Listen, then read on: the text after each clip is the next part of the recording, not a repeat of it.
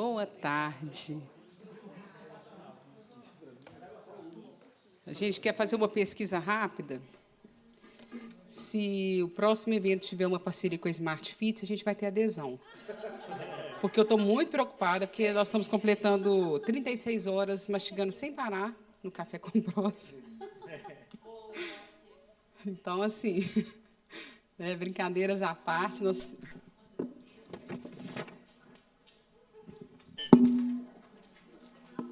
brincadeiras à parte, a gente precisa valorizar.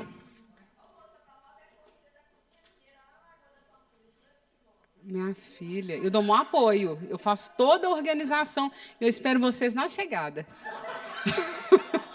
Nada além disso, eu bato palma, eu ponho camisa, que a gente leva banner, né? A gente leva copo, mas imagina, a gente começa ali na igrejinha e termina lá no Chapuri. Eu também espero, dou um apoio. Um apoio moral que vocês não imaginam. Vamos, amiga, a gente reserva uma mesa para a gente na entrada? Pessoal, agora espero que isso não tenha sido gravado. Né? Mas é um momento de uma construção coletiva muito legal. Os eventos que a gente tem feito, eles são sempre com esse cuidado de a gente construir realmente de forma horizontalizada os processos, porque são processos horizontais. Né? Desde o produtor até quem comercializa, quem beneficia, quem processa, quem está à beira do fogão, quem participa com uma perspectiva... Eu esqueci que eu tenho que falar mais devagar, porque... Esqueci. Uma perspectiva comercial ou turística. Então, a gente entende que todos esses integrantes da cadeia produtiva da cozinha mineira e tudo que agrega, a gente entende como esses papéis sendo todos fundamentais. Né, todos os agentes desse processo de valorização, de preservação, de perpetuação e desenvolvimento da cozinha. Nós tivemos hoje, então, 2 atividades, além dos painéis da manhã, né, que foram muito especiais, que é a aula show com a professora Rose Campolina, que se tornou uma embaixadora do nosso evento, junto à comunidade acadêmica aqui da UNA, e o chefe Reinaldo Mendes, que veio lá de São Joaquim de Bicas para poder preparar esse arroz caipira. E ele teve uma fala muito importante agora no final, não sei se todos estavam ali, que a cozinha mineira é essa nossa comida que a gente tem em casa, no quintal. Né? E no quintal é um quintal simbólico também, não necessariamente é um quintal de espaço. Então, para que a gente promova também um cuidado nesse sentido, da comida de verdade, seja ela qual for, qual tempero, qual preferência, qual modo de preparo, mas numa valorização do que é a nossa cultura alimentar. Nós temos agora o painel 7, que é o turismo de base comunitária e cozinha mineira, que o Leidson Nunes veio lá de Itacarambi. Ele andou, gente, mas ele andou muito. Só na leva de 11 foram 9 horas. De Januária para cá, fora para chegar até Januária. Então, vamos valorizar essa participação, mais que a gente já está valorizando, porque é uma presença muito importante. E teríamos, no segundo horário, o Felipe Maciel, de Peçanha. O Felipe teve um impedimento de saúde, ele embarcaria na segunda-feira para cá, e ele não pôde participar, teve que ficar em Peçanha para um tratamento. Então, ficou pesaroso, né, de cancelar de última hora, então a gente conta aí com a participação do Leidson no painel. E, na sequência, nós teremos uma atividade com a Alessandra Deotti, que é uma diretora do IEFA, sobre o processo de patrimonialização e salvaguarda de bens culturais. É uma oficina de capacitação e orientação técnica. Por quê? Muitas vezes os municípios têm os bens, têm diversos processos e não sabem nem que aquilo pode ser, ou como, inventariar, que aquilo pode ser registrado, que outras formas de recurso que a gente tem, né, via IEFA de orientação. Então, é muito importante que ela venha, ela vai apresentar isso, vai tirar as dúvidas.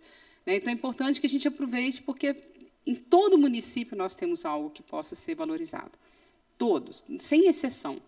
Né? E muitas vezes a gente não valoriza porque aquilo se parece com algo do nosso dia a dia, se apresenta como trivial. E é o trivial que é importante para a gente, porque é isso que nos constitui de forma identitária.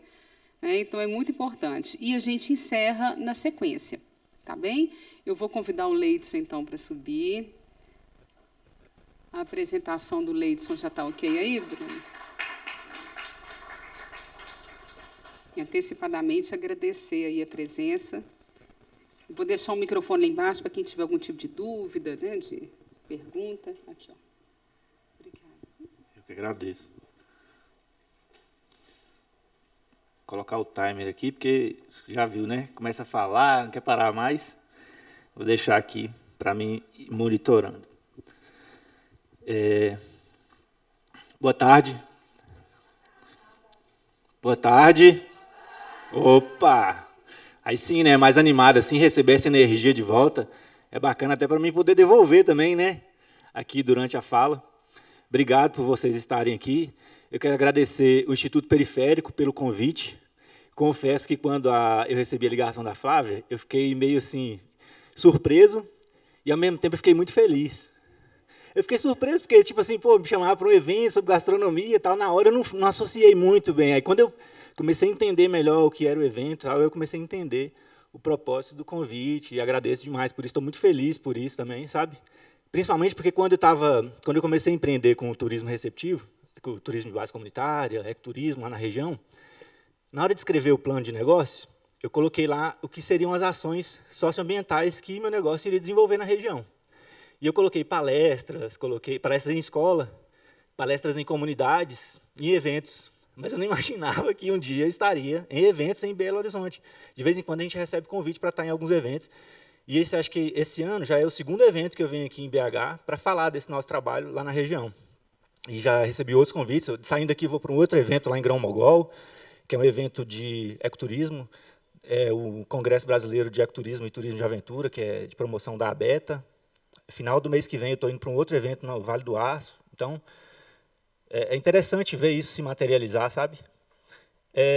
E se eu recebi o convite para estar aqui, é porque provavelmente eu sou visto como uma referência no que eu faço lá na região. Mas para eu me tornar uma referência no que eu faço lá na região, eu não daria para eu fazer tudo sozinho, né? Para ser uma referência fazendo tudo sozinho. Então, tem vários parceiros que compõem esse resultado de estar aqui, de receber esse convite para estar aqui. O Circuito Turístico Velho Chico é um deles, né? O SEBRAE é um parceiro fundamental, muito importante para nós lá. As prefeituras, a FECITU, a Federação dos Circuitos Turísticos, né? Que também tem um trabalho fundamental, em determinados momentos o trabalho da FECITU lá na região foi fundamental para a gente chegar no que chegou hoje, na região do Vale do Peruaçu, que eu vou falar um pouco mais para vocês aqui. Onde que passa aqui? É do lado. Deu. E o laser, a luzinha lá, onde que é? No meio? Achei, obrigado. Então, gente, eu sou o Leidson, pai da Cecília, esposa da Maristela, filho do seu Antônio e da dona Maria dos Reis, imagem e semelhança do Criador.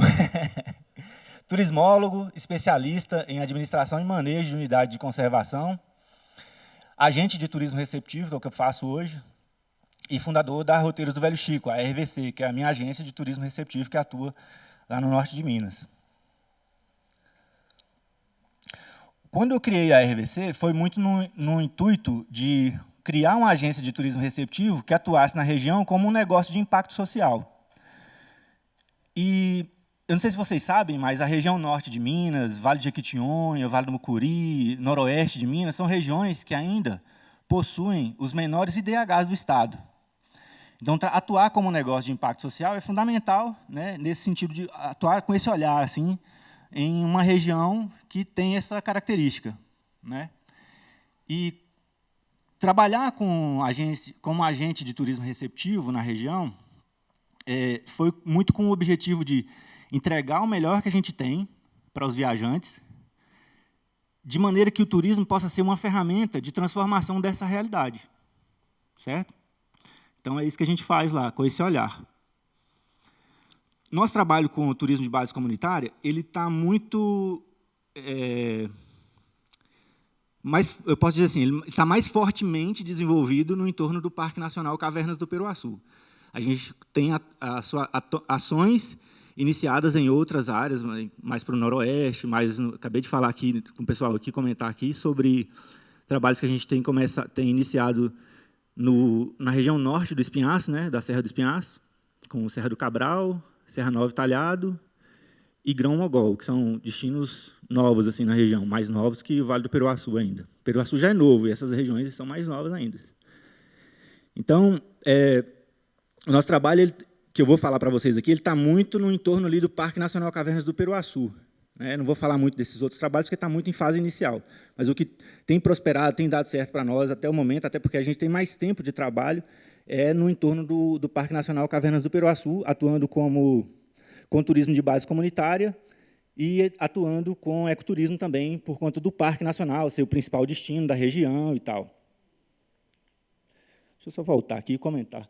Essa foto aqui, ó, é de 2017, é de uma das ações de promoção que nós realizamos em parceria com a Secult, atual Secult, na época era Setur ainda, isso aqui é de 2017. Parceria Secult, Fecitur, Circuito Turístico Velho Chico, Sebrae. E esse trabalho de promoção envolveu a Ambiental, que é uma das maiores operadoras de ecoturismo. Eu não vou falar ecoturismo, eles nem gostam que a gente fala assim, mas eles trabalham principalmente com ecoturismo, com experiências em comunidades também e tal. Mas é uma das maiores operadoras de turismo do Brasil. Então, a gente atuou com a Ambiental, com a Maracajá, que é uma agência de turismo lá do Rio Grande do Sul. Era um público que a gente queria muito alcançar, o público do Rio Grande do Sul, e a gente conseguiu com essa ação. A Ambiental, a gente foi o primeiro evento, primeira ação de promoção de nível nacional, para o mercado, voltado para o mercado nacional. Todas as outras anteriores eram focadas no público, no mercado regional, com agências e operadoras de Belo Horizonte e região. E lá da região também. Receptivos, formadores de opinião e tal. E aqui, quem mais? Acho que está todo mundo aqui, acho que eu falei todo mundo. E a minha agência, que estava como operadora local e cuidando de toda a recepção, de toda a operação do Fantur. Para vocês entenderem um pouco desse contexto regional, onde o Parque Nacional Cavernas do Peruaçu está inserido, a gente está bem lá no extremo norte de Minas, ó, perto do limite com a Bahia. E essa região, até comentei ontem, na fala da Kelma, é uma região que o processo de ocupação dessa região se deu muito com povos indígenas, quilombos, e os bandeirantes, com os jesuítas ali, de um período mais ali da colônia e tal. Então, tem uma mistura cultural muito forte, assim, além do aspecto sertanejo do norte de Minas. Dando um zoom nessa imagem, a gente tem uma aproximação aqui, ó, dá para ver o Rio São Francisco aqui, ó. Aqui, ao norte, na margem esquerda do São Francisco, é o Rio Carinhanha, que faz o limite com a Bahia. Aqui, ó, do lado direito do São Francisco, é o Rio Verde Grande, que faz o limite desse lado aqui com a Bahia. Aqui está Itacarambi, São João das Missões, que é outro município, está um pouco mais ao norte, aqui não aparece. E aqui está Januária, que é outro município. Esses 3 municípios, eles compõem o território do Parque Nacional Cavernas do Peruaçu, que está aqui, ó. Esse verdinho aqui é o Parque Nacional Cavernas do Peruaçu. Aí tem o território indígena aqui, ó, que é o território indígena Chacriabá, vou falar um pouquinho mais na frente. Aqui o Parque Nacional Grande Sertão Veredas, que aí já envolve 3 estados, Minas, Bahia e Goiás. Ele foi ampliado, essa imagem aqui está meio desatualizada. Mas só para vocês terem uma ideia da questão do contexto regional, onde a gente está, onde está o parque e tal. Deixa eu ver se mais alguma coisa, acho que é isso mesmo.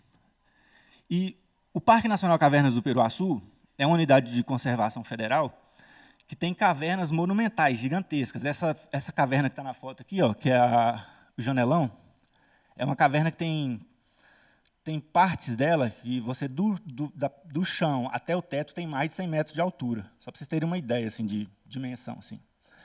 E, além das cavernas monumentais, tem evidências de ocupação humana de mais de 12 mil anos. Sepultamentos, painéis de arte rupestre, vários artefatos encontrados nas escavações arqueológicas, pedra, osso, madeira, cestaria, com oferendas e tal, um monte de coisa. Aí eu vou falar rapidamente de alguns dos principais atrativos do parque. porque não é o foco falar muito do parque aqui, só para passar, assim, para vocês entenderem o que tem no parque que proporcionou o desenvolvimento de outros trabalhos com as comunidades no entorno. Aqui é a Lapa do Caboclo e aqui é a Lapa do Carlúcio. Caboclo é um painel de arte rupestre que fica na entrada de uma caverna. Esse painel de arte rupestre ele tem características muito particulares, que só existem lá no Vale do Peruaçu. São figuras geométricas grandes, maiores que o normal, né, para o Vale do Peruaçu, e elas têm uma geometria que os arqueólogos falam que é uma geometria complexa, que ela tem uma certa complexidade, mesmo se você for comparar com outros estilos de arte rupestre e tal. Vocês podem ver que tem umas formas, as figuras têm um contorno geométrico, mas dentro do contorno geométrico tem outras formas geométricas. Então ela é mais complexa por isso. Porque tem outros estilos, outros períodos de arte rupestre no Vale do Peruaçu, que as figuras elas só têm um contorno e um preenchimento. É mais simples, um pouco mais simples. E a Lapa do Carlúcio é uma caverna, uma das maiores cavernas do parque. Hoje a gente só tem acesso a esse salão principal dela aqui. Ela tem uma parte escura também, mas estão sendo realizados estudos para ver a viabilidade de abrir a parte escura, que é sensacional também, bem ornamentada, cheia de formações geológicas e tal. Aqui, ó, Lapa do Rezar e Lapa dos Desenhos. A Lapa do Rezar é também uma das maiores cavernas abertas para visitação no parque. A Lapa do Rezar, ela também tem um painel de arte rupestre na entrada dela, e cada painel ele vai ter uma característica muito particular. No painel de arte rupestre da Lapa do Rezar, tem muitas figuras geométricas de um outro estilo diferente da Lapa do Caboclo, que vocês viram, só que tem muita figura na cor branca, que dentro de todo o Vale do Peruaçu, são pouquíssimos sítios arqueológicos com branco. E esse painel ele tem muitas figuras brancas. E isso proporciona o quê? Uma variação maior na combinação de cores. Porque você consegue combinar o branco com outras 3 cores. Aí você tem uma variedade maior na combinação de cores, né? Aqui na Lapa dos Desenhos também é um painel de arte rupestre. É o maior painel de arte rupestre em termos de volume de desenho, de figuras e tal, com mais de 2.000 figuras no mesmo painel, de vários períodos, com várias técnicas, várias cores, principalmente vermelho, preto e amarelo. Tem um estudo de uma caverna que foi publicado recentemente e apareceu numa edição do Globo Repórter também, que foi recente, deve ter, no máximo, uns 20 dias que essa edição do Globo Repórter foi ao ar. E eles falaram um pouco desse estudo, desse painel de arte rupestre, que era na Lapa do Índio. Não vou falar da Lapa do Índio aqui. Mas na Lapa do Índio eles fizeram um estudo do painel e identificaram que os desenhos lá têm pelo menos 11.500 anos de existência. É muito tempo, né? Então, aqui no Desenhos não tem nenhum estudo assim que eu conheça com datação, mas os estilos são muito parecidos e é bem provável que está bem aproximado desse período aí. Bom, Lapa dos Desenhos não tem caverna. Tem caverna, mas não é visitada. É só o abrigo mesmo, o painel com arte rupestre. Janelão, que eu falei um pouquinho lá, é a maior caverna do parque. É um lugar incrível, gente. Assim, ó, eu estou falando aqui, mas já estou arrepiado. O lugar é incrível. Todo o parque em si, ele tem, como é que eu posso dizer, uma energia muito diferente. Assim, você chega no lugar, você já sente que o lugar tem uma energia diferente, uma energia muito especial. Eu acredito que por conta da espiritualidade dos nossos ancestrais que passaram ali, o lugar por si só ele já é um território tradicional ancestral, né? Por conta da ocupação humana, milenar ali e tal. Mas o lugar já... E assim, eu digo assim, as fotos não traduzem o que é, na real. Você estar no lugar é totalmente diferente, é outra coisa. Mas aqui já dá para ter uma ideia, né? A caverna de Janelão, ela tem grandes clarabóias no teto, e isso proporciona grandes aberturas com entrada de luz e formação de floresta dentro da caverna. Aqui é o Arco do André. Existe uma trilha longa, é a trilha mais difícil do parque, uma trilha longa assim, né? Não é tão longa, mas é uma trilha ela vai dar uns 13 quilômetros, aproximadamente. Mas é uma trilha com muita subida, muita descida e tal, é um percurso bem acidentado, então é uma trilha difícil. E aí você passa por várias cavernas, você passa por 4 cavernas, passa por mirantes, passa por dentro do cânion para chegar no arco. E quando chega no arco, cara, é um negócio incrível. Essa foto aqui também não dá para traduzir o que é o lugar, porque as câmeras não conseguem pegar tudo. Você tem que levar um equipamento especial para poder fotografar um lugar que tem, sei lá, velho, eu acho que o arco ele deve ter uns 115 metros de altura, o arco. Você vem por dentro do cânion, aí chega no arco, você nem consegue ver ele direito. Aí você vai chegando, meio escondido assim, aí ele está lá em cima, longe. Aí você vai subindo um monte de pedra, quando você chega lá no mirante do arco, aquele negócio gigantesco. Você tem que contornar depois o monte de pedra, assim, que é um desmoronamento de uma caverna que tinha que caiu, e aí você tem que atravessar ele. Só essa travessia dele aí deve dar 1 quilômetro e pouco. E aí, o que tem no entorno desse parque nacional, né, com as comunidades? E que comunidades são essas? O que acontece nessas comunidades, né? Na ilha de Genipapo, que é uma ilha do Rio São Francisco, é o primeiro trabalho que a gente começou com comunidades tradicionais lá. É uma comunidade vazanteira. Alguém já ouviu falar do termo vazanteiro? Alguém aqui já ouviu falar vazanteiro? Só você, Igor? Mais alguém? Então, pessoal, só o Igor ali, que me respondeu que sim. Vazanteiro é uma população tradicional que tem o modo de vida adaptado ao ciclo de cheia e vazante do Rio São Francisco. É uma população tradicional ribeirinha, e o modo de vida deles é adaptado ao ciclo de cheia e vazante do rio. Quando o rio enche, o pessoal tem que ir para as partes mais altas, ou para a cidade, ou para algum abrigo e tal, porque o rio entra, né, e aí não dá para ficar com a criação lá, nem morando nas casas, e tem que sair. Esse trabalho a gente começou em 2012, conversando, elaborando o roteiro, testando para ver como que ia funcionar, o que ia funcionar. E a gente só conseguiu fazer a primeira comercialização desse roteiro 4 anos depois, né, e aí foi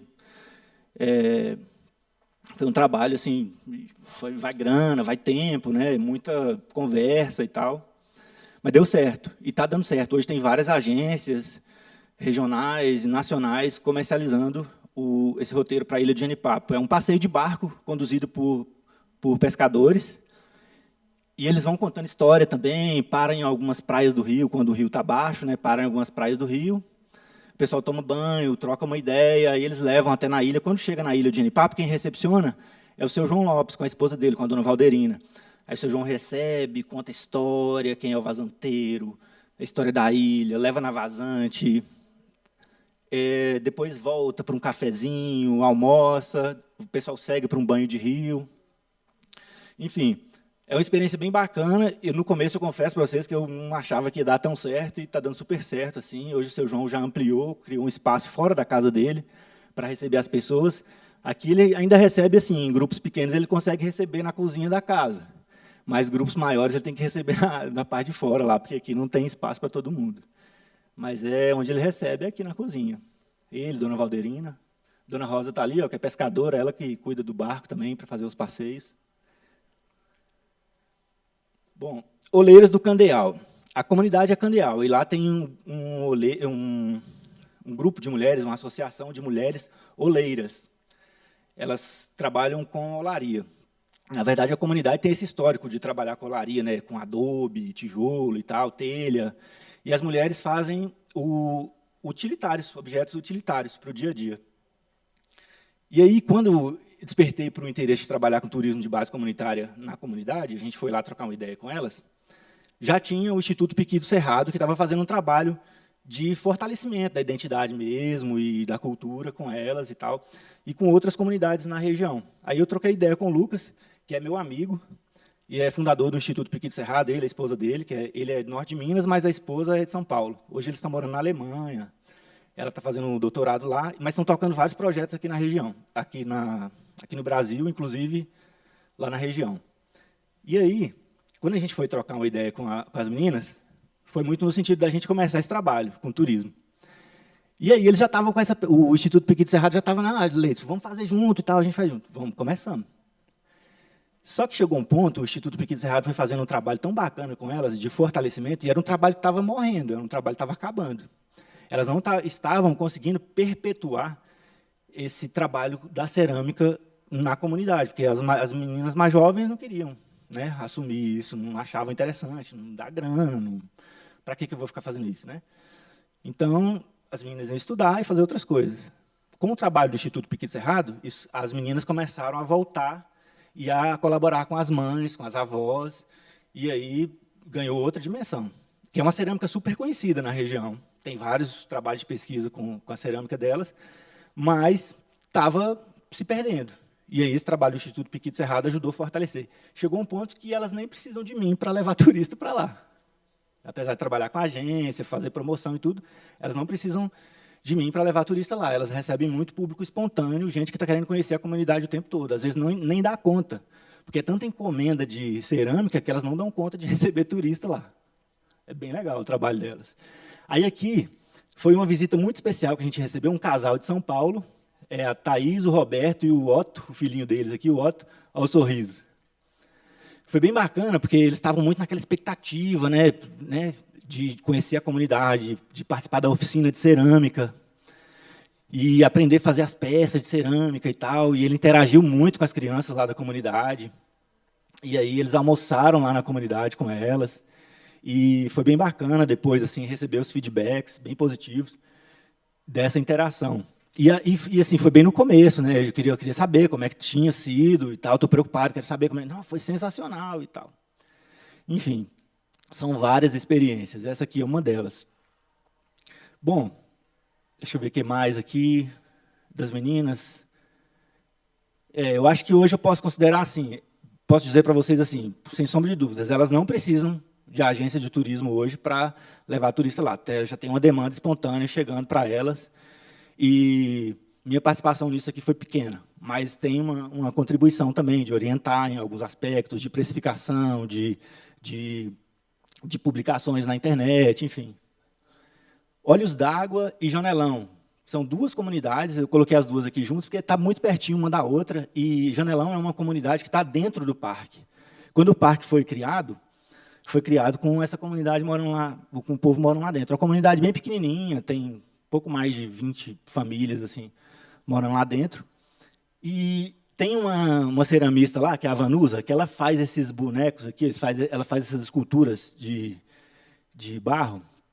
E é uma ceramista também, né? Uma mestra ceramista. Vocês estavam falando, o pessoal estava falando das mestras aí e tal, né? E aí a gente tem as mestras ceramistas lá também, né? A Vanusa é uma delas. E esse trabalho que a Vanusa faz é impressionante, assim, não só pela assinatura que o trabalho tem, porque quem conhece o trabalho dela pode ver o trabalho em qualquer lugar, que bater o olho e falar, esse trabalho é da Vanusa. Sabe quando você olha que tem assinatura, tem identidade? É isso. É muito massa o trabalho dela por isso. Onde você vê, você conhece. Quem conhece o trabalho dela, bate o olho e fala, pô, esse trabalho é da Vanusa. E aqui na comunidade Olhos d'Água, eu trouxe a foto do seu Zé Turino e dona Nelinda, porque eles fazem um trabalho sensacional de recuperação de nascentes no quintal da casa deles, que é onde passa o rio Peruaçu, e parte da água que vai para o Parque Nacional Cavernas do Peruaçu vem do quintal da casa deles. O vizinho que está acima dele, do lado, que está um pouco acima do nível do leito do rio, não tem água no quintal. Não, é um trabalho que ele vem fazendo há muito tempo, de recuperação de nascente.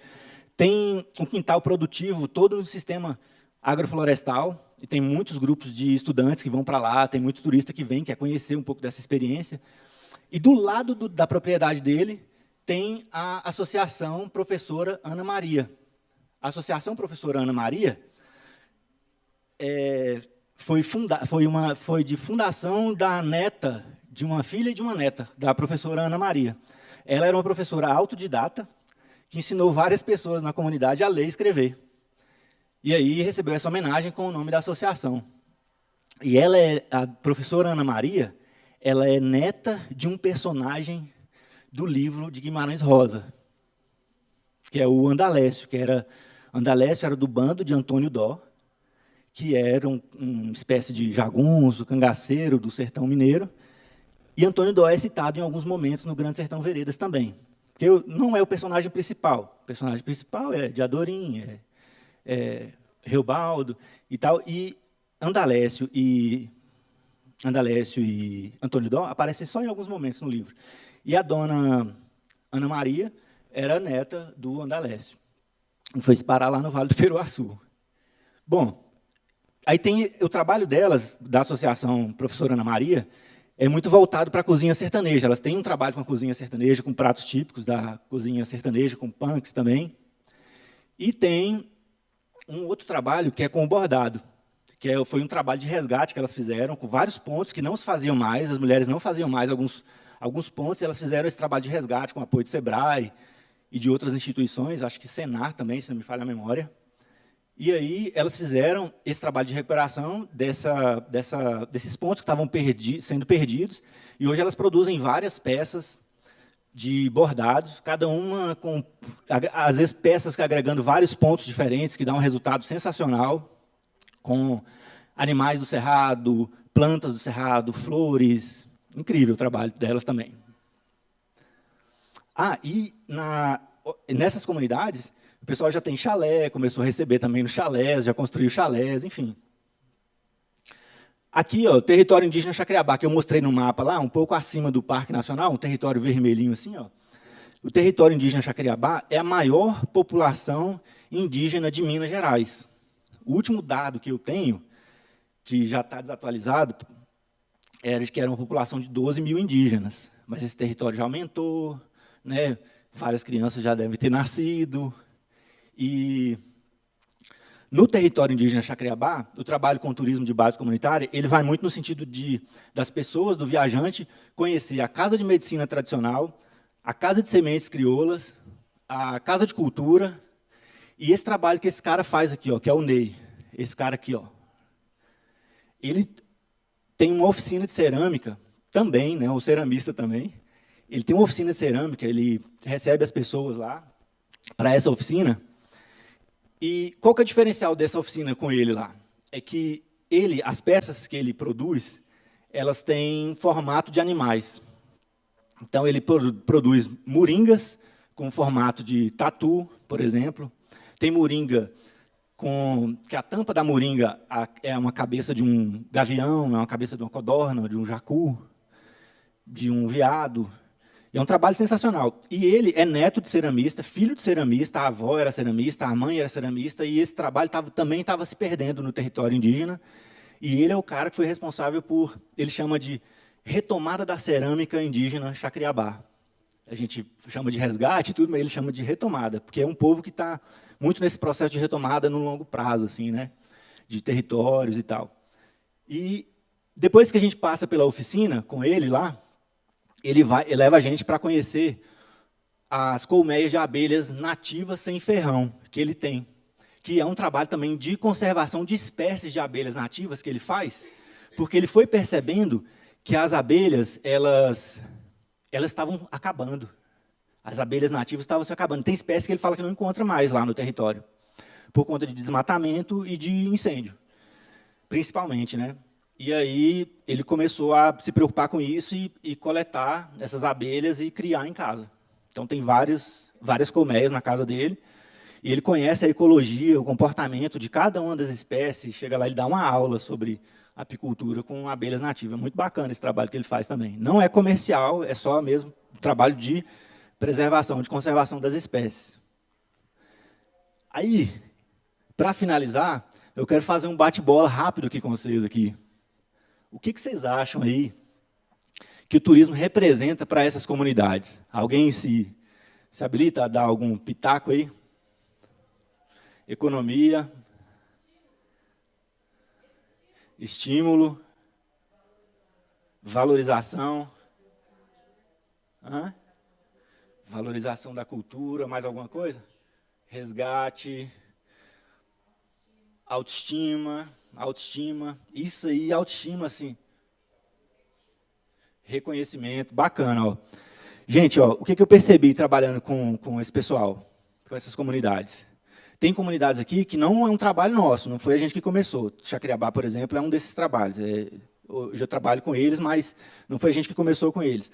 Ilha de Genipapo, sim, a gente começou com eles. Oleiras do Candeal, sim, a gente começou com elas lá, mas aquilo que eu falei, não depende da gente. Que mais? janelão e também não depende da gente, mas a gente está o tempo inteiro lá, porque a gente está muito inicial, assim, está muito tempo lá fazendo várias coisas junto com eles. Janelão e Olhos d'Água. O que eu percebi? Boa parte dessas pessoas não acreditavam que o que elas são, o que elas têm, o que elas fazem tem valor, ou pelo menos que tinha valor, né? E aí o turismo começou a representar para essas pessoas uma ferramenta, uma oportunidade de transmitir para as pessoas que vão lá quem elas são, e isso é reconhecer a identidade, né? Reconhecer a riqueza que sua cultura tem, fortalecer isso através da propagação disso para outras pessoas, né? Transmitir isso para as pessoas, educar as pessoas também, porque o turismo cumpre essa função social também de educar as pessoas, e para essas pessoas representa muito isso, né? A valorização de quem eu sou, o que eu posso fazer por outras pessoas, oferecendo o melhor que eu tenho também, né? Oferecer minha alegria, minha cultura, minha riqueza, meu conhecimento, e basicamente é tudo isso que vocês falaram, e muito mais, porque é elas que sentem, né? Essas pessoas que sentem, elas que transmitem isso. E a gente que está lidando no dia a dia, recebe isso também de alguma forma e nos enriquece também. Então, mas para que tudo isso aconteça, a vida requer da gente coragem, né? O que a vida quer da gente é coragem, como diria Guimarães Rosa, né? Então, para poder dar certo, a gente precisa disso, né? E é isso. Aí eu finalizo com essa frase de Guimarães Rosa e agradeço vocês também aí pela atenção até agora. Valeu, gente. Obrigado, viu?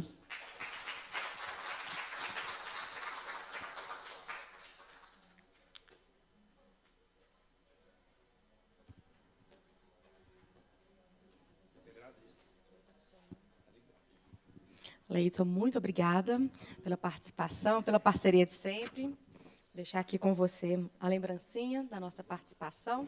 Vou tirar uma foto aqui para registrar esse momento.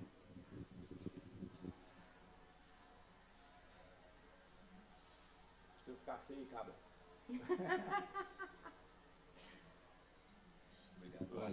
É sempre importante a gente trazer outras perspectivas, né, nesse estado nosso, que é continental. Alguém aqui já conhecia a Cavernas do Peroaçu, a região ali?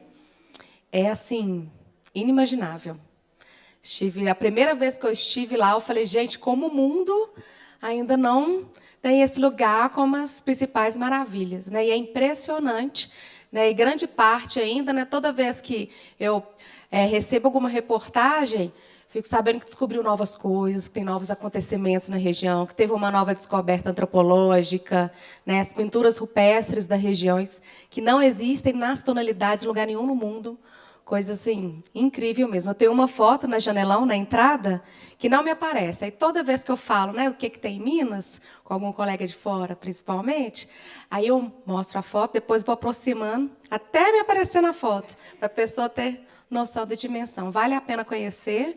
Né? A primeira vez que eu estive lá, né, a estrada não era boa como já está hoje, bem melhor, né?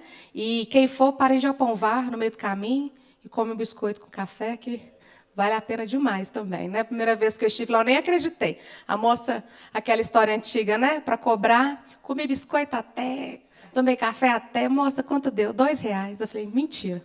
Não tem condição de ter dado R$2. Agora já tem embalagem para levar, né? Muito interessante o trabalho na região. Vale a pena muito conhecer. Muito obrigada pela experiência aqui. Pessoal, dando seguimento, né, às nossas palestras, eu vou chamar aqui ao palco a Alessandra Diotti, que vai falar para a gente sobre o processo de patrimonização e salvaguarda dos bens culturais pelo IEFA. Alessandra, por gentileza. Cadê a Alessandra? Uai, gente. Será que ela está lá em cima? Subiu agora? Eu acho que vou lá em cima chamar ela, enquanto isso vocês batem um papo aí rapidinho. Já volto.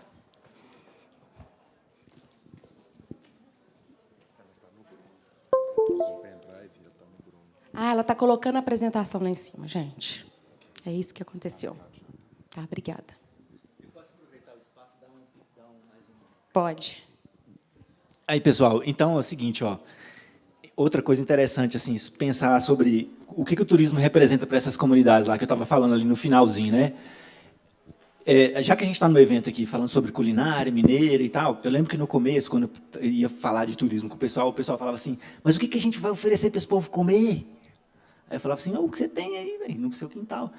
Aí, inclusive, teve situações da gente chegar numa comunidade, conversar com o morador e tal, acertar tudo, fazer aquele processo que a gente já faz mesmo de roteirizar e tal, né, precificar e organizar almoço e tal. E o cara fala assim, mas o que eu vou oferecer? O que você já tem aí, cara, o frango caipira, um ovo, comida que você já come na sua casa.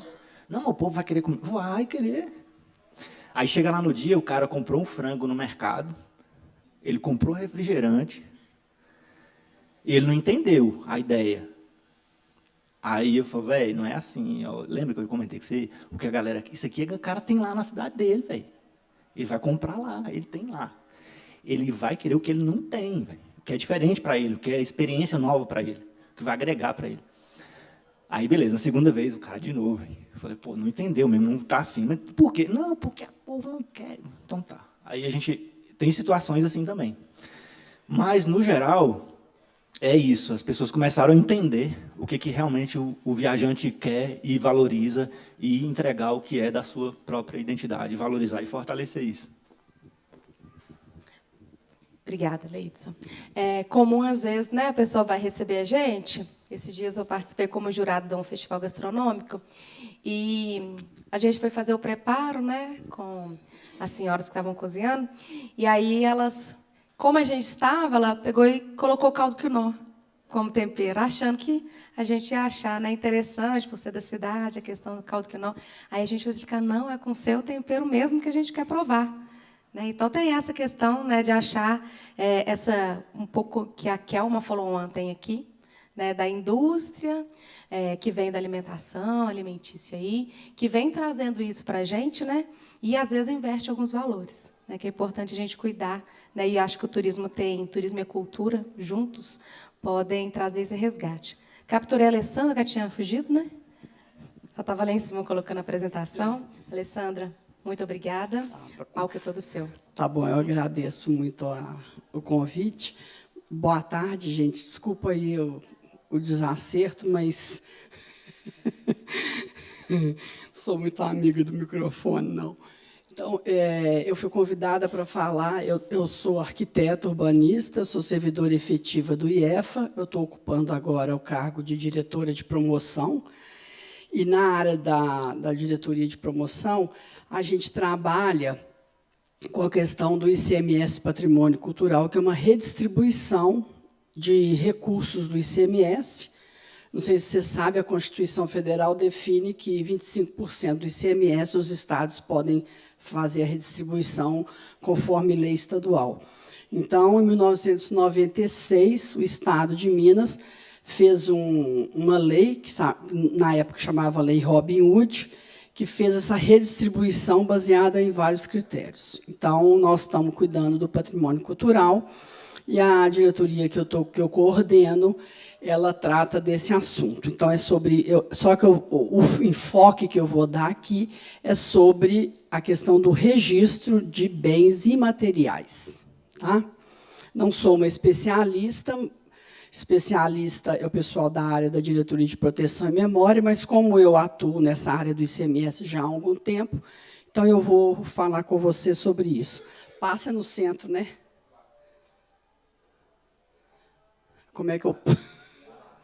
do lado. Tá. Então, é isso aí. Na apresentação são os registros dos bens imateriais. O reconhecimento desses bens é sempre na esfera municipal, porque é disso que nós tratamos lá do ICMS.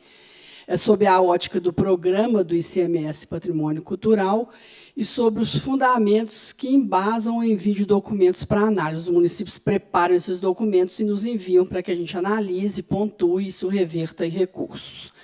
Então, tem a Lei 18.030, que estabelece as diretrizes legais para a atuação do IEFA, e o IEFA, então, define uma portaria que estabelece procedimentos técnicos e metodológicos para o envio dessa documentação pelos municípios. Então, a Lei 18.030 é o nosso fundamento, que ela dispõe sobre a distribuição da parcela da receita da arrecadação do ICMS pertencente aos municípios. Então, o que significa isso? Significa que os dados relativos aos tombamentos, aos registros e às políticas municipais de preservação, elas são comprovadas pelo município ao IEFA. Os processos de tombamento e de registro são realizados conforme a técnica e a metodologia definidas pelo IEFA. Por isso que o IEFA tem uma atribuição de definir normativas e diretrizes para o envio dessa documentação, que é analisada e pontuada. O município tem que comprovar que ele tem efetiva atuação na preservação dos seus bens culturais, inventariando, tombando, registrando, investindo e difundindo. Então, a Lei 18.030, para onde que vão esses recursos? Esses recursos vão para os critérios de distribuição, que são esses aqui, e tem área geográfica, valor adicionado fiscal, população dos 50 municípios mais populosos, educação, produção de alimentos. Nós estamos aqui, no patrimônio cultural, que ele tem um percentual de 1. É um percentual considerável, se você levar em relação que recursos hídricos é 25, que turismo é 0,50, que esporte é 0,50. E isso é revertido depois, transformado pela Fundação João Pinheiro. O ponto ele é transformado lá na CEPLAG em recursos. Então, no anexo 2, quais são os atributos que recebem pontuação? Então, nós temos esse índice do patrimônio cultural, que é uma conta que eles fazem lá, é o somatório das notas do município, porque o que acontece? Os municípios elaboram toda a documentação, vou mostrar para vocês quais são os itens. E, a partir dessa documentação, os municípios encaminham para nós analisamos e atribuímos ponto. Então, o município ele ganha dinheiro com esses pontos. Quanto maior o ponto, maior o recurso que a Secretaria Municipal recebe. E ela pode reverter esses recursos para a proteção do patrimônio cultural. Tá? Então, isso é importante vocês saberem, porque é uma forma também de cobrar da Secretaria. Né? Então, aqui, é o somatório das notas do município, dividido pelo somatório das notas de todos os municípios. Então, quanto mais municípios participam, menos nota o município terá. Esse ano, nós pontuamos, dos 853 municípios, nós pontuamos 839 municípios, porque foram 790 que encaminharam documentação, mas municípios que têm tombamento na esfera federal e estadual, automaticamente eles já recebem ponto. Tá? Então, os atributos, quais são os atributos? O que a gente pontua? Pontua cidade, distrito, pontua somatório de conjuntos urbanos, pontua bens imóveis tombados, pontua bens móveis tombados isoladamente. Esse é o seguinte, federal e estadual, automaticamente já é pontuado. O que o município tem que fazer? Ele tem que nos encaminhar os processos na esfera municipal para que a gente possa pontuar. Por exemplo, o parque, né, lá do Peruaçu, ele pode ser tombado. Ele é uma arqueologia, né, então ele automaticamente o IFAM já cuida, mas ele pode ser tombado pelo município e o município receber recursos por isso. E tem o registro de bens e materiais, que é o objeto da nossa conversa aqui, tanto federal, estadual, municipal, a gente soma tudo. Tem a educação patrimonial municipal, tem o inventário de proteção do patrimônio cultural, tem o Fundo Municipal de Preservação do Patrimônio Cultural, vou falar sobre isso, e tem a existência de planejamento e de política municipal de proteção. Então, se o município cumprir isso aqui tudo, enviando as documentações adequadas e corretamente, conforme define a portaria do IEFA, ele recebe uma pontuação que isso vai se reverter em recursos. Então, a portaria 47, porque a lei nos dá essa prerrogativa, então a gente define normativas. E para o município está trabalhando esse ano, para ele encaminhar a documentação o ano que vem, para a gente analisar, para ele receber o recurso no outro ano. Então, o ano de exercício que a gente fala é o ano que ele vai receber o recurso. Tá? Então, esse ano agora é o ano de ação e preservação. Tá? É o ano que ele está trabalhando com todos aqueles atributos, preservando seu patrimônio para ele nos encaminhar a documentação comprobatória. Então, a portaria estabelece procedimentos técnicos e metodológicos, isso aqui está na lei, tá? Sobre envio da documentação para fins de pontuação no programa ICMS Patrimônio Cultural, conforme previsto na Lei 18.030 de 2009, no que tange a competência do IEFA para o exercício 2025 subsequentes. Então, esse exercício 2025, ele é para o ano de 2025, quando o município receberá o recurso. Então, o que nós fizemos? Nós fizemos uma readequação, uma simplificação, só para envio de documentos comprobatórios. Mas os processos todos os municípios têm que cumprir e fazer, apresentar e ter, na verdade, ter lá nos seus arquivos a documentação toda completa. Porque isso é um documento de arquivo de guarda permanente. Uma vez feito, elaborado o documento, o município não pode descartar esses documentos. Então, a portaria, o que nós temos? A definição de quais documentos devem ser enviados. Então, é o seguinte, eu grafei em laranja os que nós podemos falar a respeito do patrimônio imaterial, que tem alguma coisa a ver com patrimônio imaterial, que o município pode pontuar com patrimônio imaterial dentro do ICMS, mas os outros são importantes. Então, é a organização em forma de apresentação, tem o anexo 1, que é a política municipal, ele tem que comprovar a política municipal, e tem outras ações sobre isso aqui que nós vamos falar, com relação ao patrimônio imaterial. Nós temos investimentos e despesas financeiras, que é o que eu falei ali atrás para vocês, que é o FUNPAC.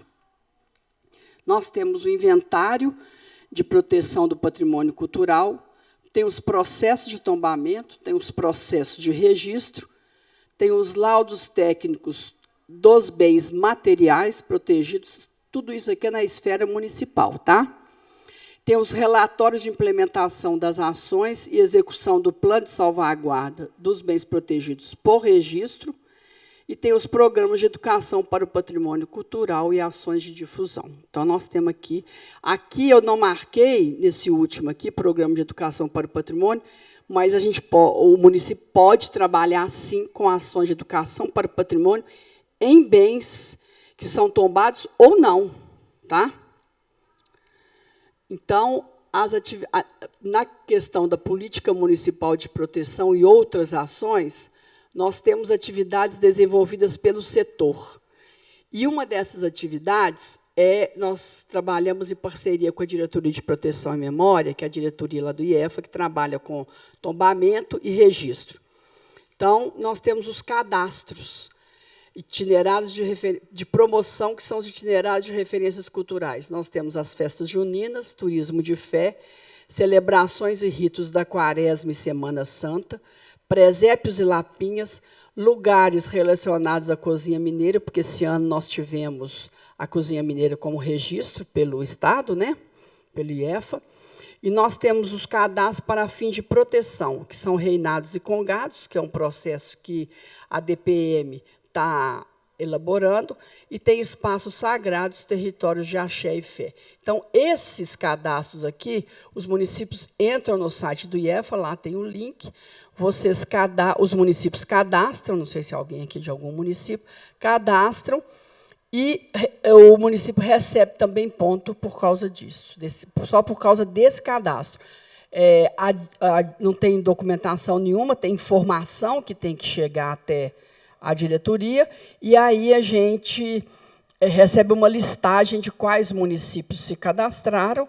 As festas juninas, celebrações de ritos da Quaresma, presépios e lapinhas, todo ano tem o cadastro, porque são as festas que se repetem todo ano, né? Nós temos os investimentos e despesas financeiras, que é o FUNPAC, é o Fundo Municipal de Preservação do Patrimônio Cultural. Isso aqui foi uma grande conquista na questão do ICMS, porque a gente não faz nada sem recurso, né? A gente não faz nada sem dinheiro, e o turismo está aí para mostrar que ele dá sustentabilidade a várias ações de várias comunidades que resgataram técnicas e saberes que estavam praticamente perdidos, né? Então, a gente precisa de quê? A gente precisa de recurso, por menor que seja, mesmo que a gente tenha a maior inventividade possível, e brasileiro, nós somos realmente um povo muito inventivo, mas mesmo assim, e criativo, mas mesmo assim a gente precisa de um pouco de recurso.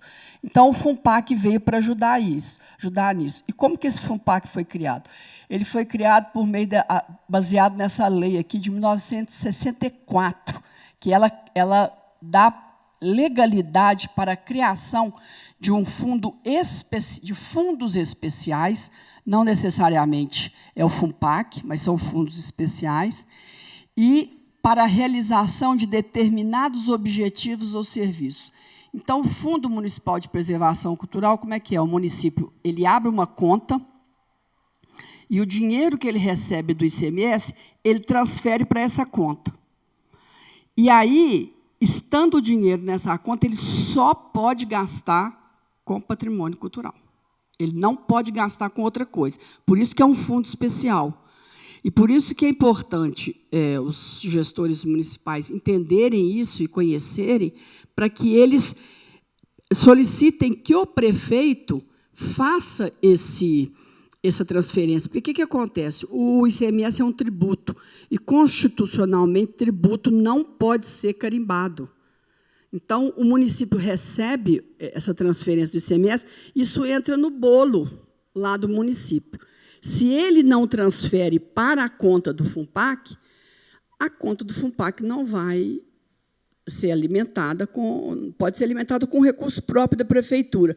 Mas, se ele não coloca nenhum recurso próprio, o do FUNPAC, então, ele não vai colocar, né? Então, o município, o prefeito, como política, ele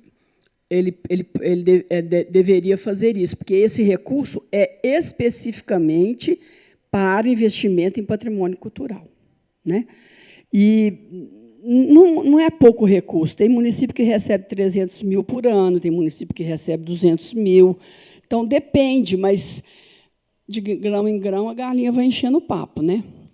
Então, aqui, aí onde que pode investir? Serviço de conservação ou restauração de bens culturais materiais tombados ou inventariados, despesas de salvaguarda em bens culturais imateriais registrados ou inventariados, alguma festa, algum saber fazer, está aqui, ou ele é registrado, é um processo, né? Ou ele é inventariado, é um inventário. E despesas com projetos de educação para o patrimônio cultural e de difusão. Difusão também, divulgação, né? Mostrar o seu patrimônio para a sociedade, para a comunidade escolar, para a comunidade local, também é uma forma de difusão. Então, nós temos aqui também o inventário de proteção do patrimônio cultural, que ele pode ser feito com bens imateriais também. Né? Então, ele é um reconhecimento de um bem cultural, ele é um acautelamento, ele não é uma proteção, como é o tombamento e o registro, porque não existe uma legislação específica que regulamenta a proteção do inventário. O que nós temos é legislações para regulamentar o tombamento e para regulamentar o registro, mas para regulamentar o inventário não tem. Só na Constituição, no artigo 216, dizendo que o inventário é uma forma de acautelamento. Mas só isso não é suficiente. Ele precisa de uma lei que regulamente esse inciso do artigo 216.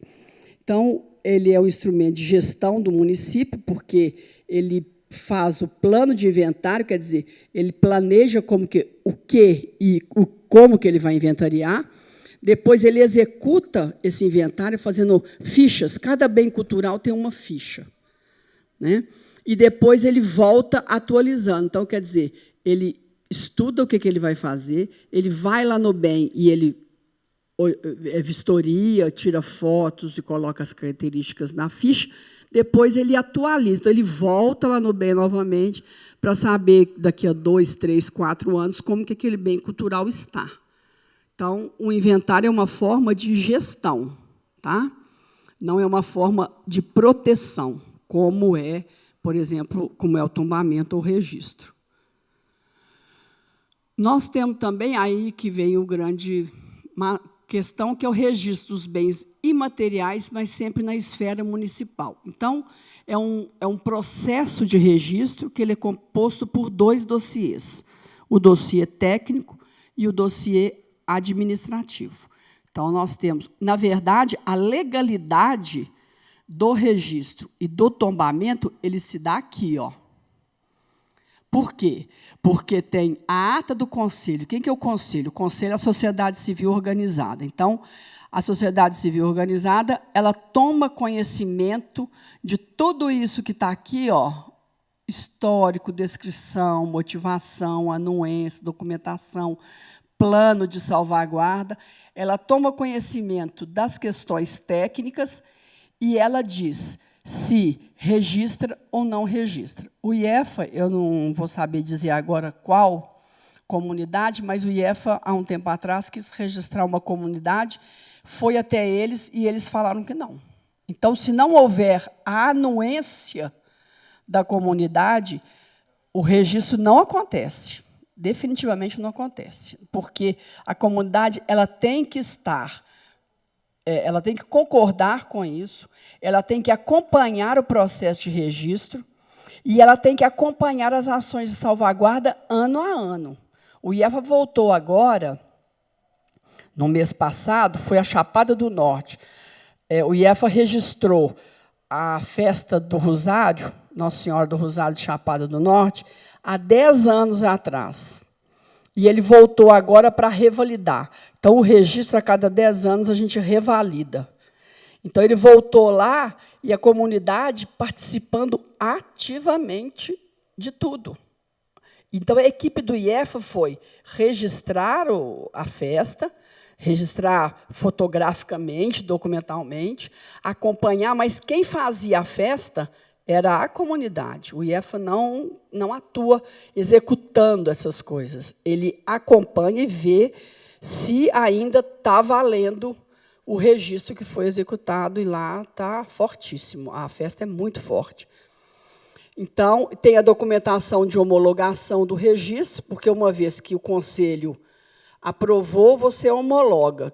Quer dizer, você ou faz um decreto ou publica a ata do conselho. Depende de qual que é o formato do conselho.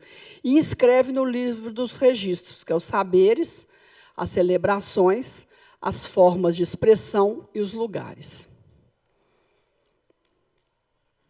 E uma observação importante: só pode ser objeto de registro os bens culturais vigentes, aqueles que estejam em ocorrência ativa em determinado território.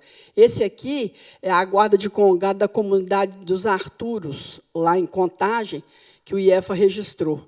E eles são muito atuantes e, inclusive, já foram lá várias vezes no IEFA, são simpaticíssimos, agradabilíssimos, e o IEFA registrou, está lá em Contagem, sabe? Então, o requisito fundamental é a anuência, sem isso não tem jeito de se registrar, e uma mobilização social, porque, na verdade, social no sentido de mobilizar a comunidade, porque a comunidade é que tem que participar das etapas do registro, ela tem que acompanhar, ela vai dizer como que funciona a festa, quais são os itens importantes, qual que é a importância, como que é a lógica, né, daquele rito, daquela celebração, ou do fazer. Né? E os detentores devem participar aqui, ó, na concordância formal, na elaboração do plano de salvaguarda, que são as medidas para você perpetuar aquele saber, o que todo ano tem que ser feito e precisa ser feito para que aquilo se perpetue. As únicas pessoas que podem falar isso são os detentores. E o acompanhamento da salvaguarda e a revalidação, que a cada 10 anos você tem que fazer novamente uma revalidação. Então, nós temos aqui a garantia da transmissão dos saberes, que isso é muito importante, é o que o nosso colega ali falou, né, da comunidade, que hoje ninguém precisa estar lá mais para perpetuar aqueles saberes, eles mesmos tocam a sua atividade, né, valorizar os grupos detentores, aumentar a participação ativa da comunidade na formulação, realização e acompanhamento das políticas de proteção, mediar ou atuar, né, em gestão compartilhada dos agentes públicos, os detentores do bem e a sociedade civil. Então, os itens para compor um relatório de salvaguarda, porque o relatório ele tem que ser apresentado todo ano, como tem o laudo, quando a gente tomba um bem material, você tem um laudo que você encaminha dizendo como que o bem está, como que é a conservação dele, uma casa, por exemplo, como que estão as janelas, os pisos, o telhado. Aqui também tem um relatório que são as informações de salvaguarda, realizados conforme um cronograma vigente, que está lá no plano de salvaguarda, no processo de registro.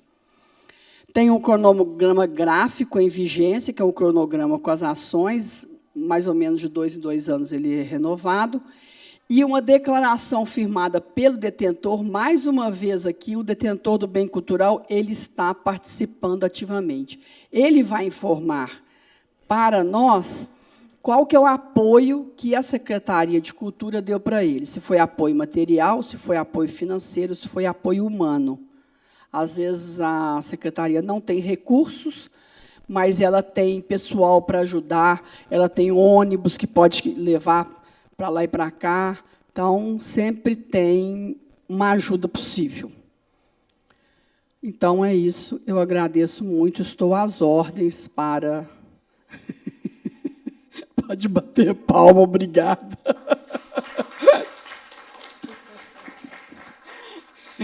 Qualquer dúvida, estou às ordens.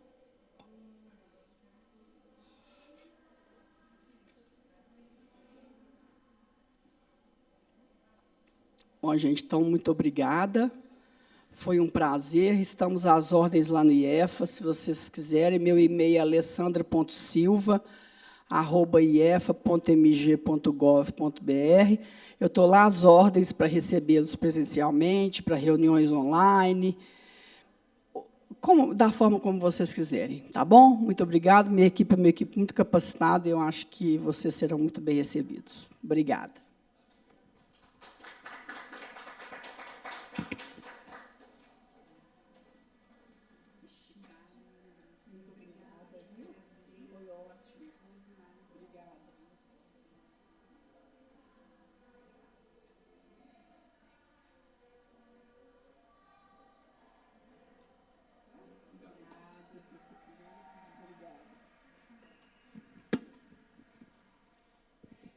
Pessoal, então, chegamos pontualmente, até antecipadamente, ao final do nosso evento, né? 2 dias de trocas muito interessantes, muito importantes. Como eu falei ontem, a gente queria muito que diversas regiões estivessem presentes, para que a gente pudesse trocar presencialmente aquilo que a gente ouve falar, aquilo que a gente imagina, aquilo que a gente supõe, mas que a gente tem que ter uma escuta muito efetiva, né? E cada um trouxe aí da sua própria região algumas questões tão importantes.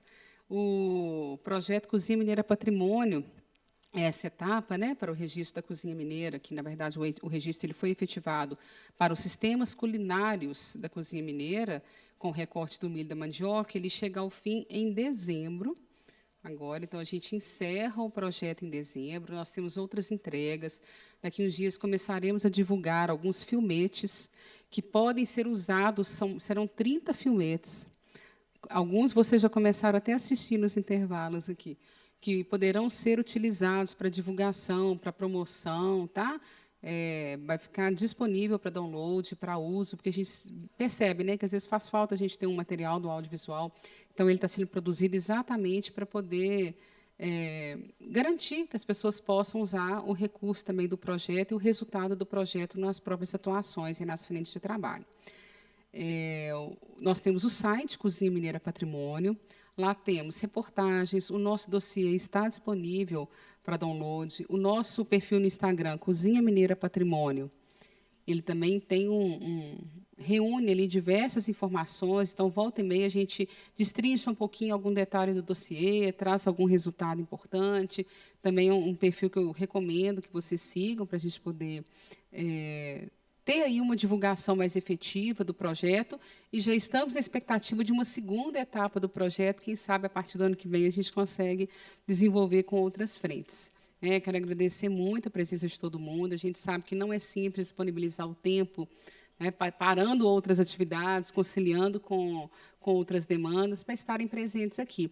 Eu queria só chamar a minha amiga do Alfajor aqui, para poder só fazer uma divulgação do trabalho dela, porque a gente estava conversando durante o encerramento lá da aula show da Rosilene, e ela tem um produto que eu queria muito que vocês ouvissem a respeito, já que nós temos ainda 3 minutinhos, porque é a essência do que a gente tem conversado aqui, da nossa presença, da presença da cultura alimentar em diversas frentes, dessas redescobertas que a gente tem sugerido, e às vezes viabilizado, de coisas que são elementares e são basilares na nossa cultura alimentar. Só um minuto. Boa tarde, gente. Meu nome é Rúbia e, junto com meu marido, a gente tem uma marca que chama Chavela Produtos Artesanais. Ele é argentino, eu sou mineira, e a gente faz o intercâmbio entre essas duas gastronomias. O lema da nossa marca são produtos argentinos com sabores mineiros. A gente tem os sabores tradicionais argentinos, a gente tem o alfajor tradicional de doce de leite, que a gente produz o doce de leite, mas a gente também está trazendo insumos mineiros. A gente quer que as pessoas enxerguem coisas que são, às vezes, muito comuns e muito tradicionais dentro da nossa cozinha, de uma outra maneira. Então, a gente hoje tem um alfajor de goiabada com vinho Malbec, um outro que é café com melado de cana e aceto balsâmico, morango com pimenta rosa, e o último que a gente lançou foi o de pequi. Então, eu brinco que o de pequi, que é o talvez mais diferente, é para quem gosta e para quem não gosta de pequi, porque ele é um alfajor de fruta. Ele é bem diferente do que a gente está acostumado a provar do arroz com pequi ou do frango com pequi. A gente trabalhou realmente o pequi como uma fruta. Então, é muito bacana ver as pessoas consumindo e provando os nossos insumos, que são tão tradicionais, em um outro formato, para mostrar que a gente pode levar o nosso produto um pouco além. Das empanadas também, a gente tem uma linha de empanadas, e a gente tem uma empanada de cupim, que normalmente as pessoas consideram o cupim uma carne gordurosa, uma carne só para churrasco. Algumas pessoas falam, não como. E a gente assa o cupim em vinho branco, e o nosso recheio é o cupim desfiado, com pimenta biquinho, couve e cebola caramelizada na cachaça. Então, de dar água na boca. São criações que a gente está desenvolvendo realmente para levar... Infelizmente, não vamos ter hoje para provar, mas a gente entrega em outras cidades. E a ideia é resgatar alguns insumos, trazer os nossos insumos de uma outra forma. Às vezes, as pessoas enxergam o que é de fora com um olho mais brilhante, vou comer um alfajor, que é um doce argentino. Mas a gente quer que a pessoa coma com o nosso insumo, para mostrar que as nossas coisas são tão incríveis quanto as que tem lá fora. Por isso, a gente está desenvolvendo essa linha de produtos, e é para realmente levar o nome da cozinha mineira, os sabores mineiros, para adiante, para outras pessoas e de outras maneiras. É isso. Obrigada, gente. Bom, chama Chavela. Chavela, isso.